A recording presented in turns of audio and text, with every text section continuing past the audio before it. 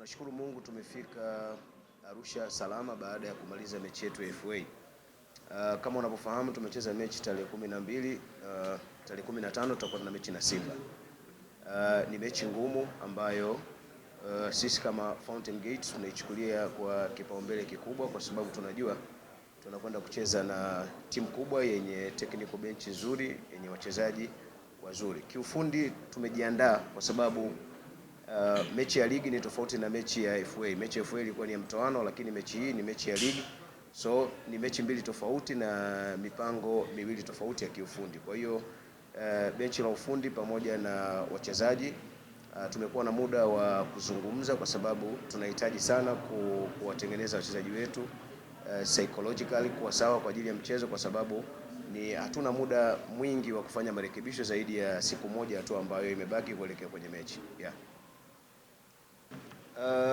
Kiufundi wachezaji wanapaswa kuadapt kwa mwalimu ambaye yuko sasa, kwa sababu kila mwalimu ana falsafa yake, lakini katika hizo falsafa mbili direct football is obvious, ni lazima iwe kwenye sehemu ya matumizi, kwa sababu unapocheza na timu kama Simba utategemea mara nyingi kuwa wakimiliki mpira, lakini sisi tunapopata mpira mara nyingi tunategemea kuwa direct, kwa sababu kutumia nafasi ambazo zitakuwa zimeacha nyuma. Kwa hiyo ni kweli walimu wawili tofauti, lakini unapozungumza kuhusiana na namna gani au style ya walimu wanaofundisha, kila mwalimu atafundisha the way atakavyofundisha, lakini direct football lazima utaipata kulingana na mahitaji yako ambayo wewe unayataka kwa muda huo na kwa aina ya mechi ambayo unakwenda kucheza.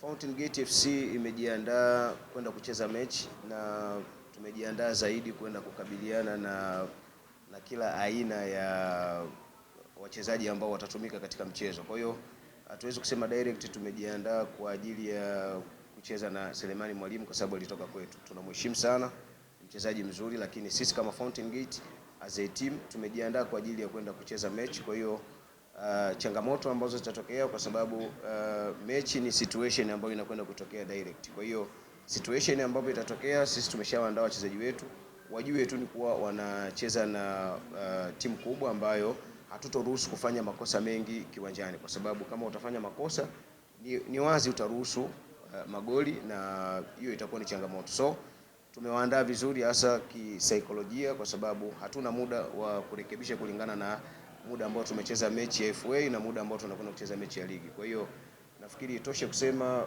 watu wategemee kwa tutakuwa na mechi nzuri yenye ushindani na mechi ambayo itakuwa zaidi kuchezwa katika kikubwa ambacho wana Fountain Gate lakini pamoja na management wanapaswa kutambua ni kwamba tunakiri kwamba mchezo uliopita wa CRDB dhidi ya Azam FC hatukuweza kufikia malengo yetu. Kwa tuna jukumu la kuweza kufanya vizuri katika mchezo wa ligi hapo kesho dhidi ya Simba Sports Club. Kwa hivyo basi sisi kama wachezaji tupo tayari kuwapa matokeo yaliyo mema ili tuweze kupiga hatua kuelekea kwenye michezo mingine. Asante kwa swali zuri.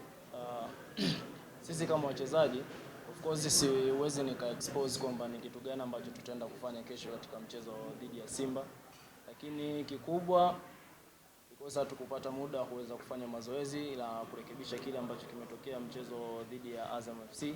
Lakini kikubwa ambacho sisi kama wachezaji tunapaswa kufanya, ambacho tunazungumza, it's all about self awareness. Sisi tunapaswa kutambua ni kwa nini tuko Fountain Gate, tunafanya kazi.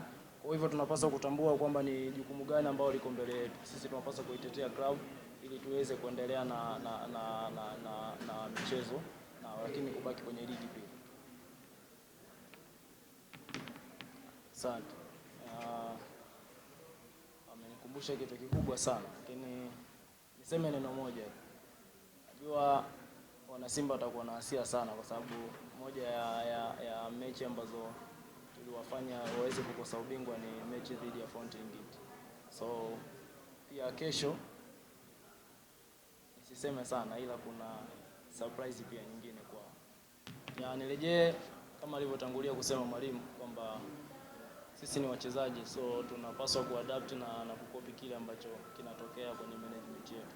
So sisi kama wachezaji jukumu letu ni kucheza mpira na kufanya tuweze kufikia malengo ya timu. So kile ambacho kimetokea kwenye benchi la ufundi, uingizo la mwalimu mpya, tumempokea na tuko pamoja naye kwa sababu ni kama baba yetu.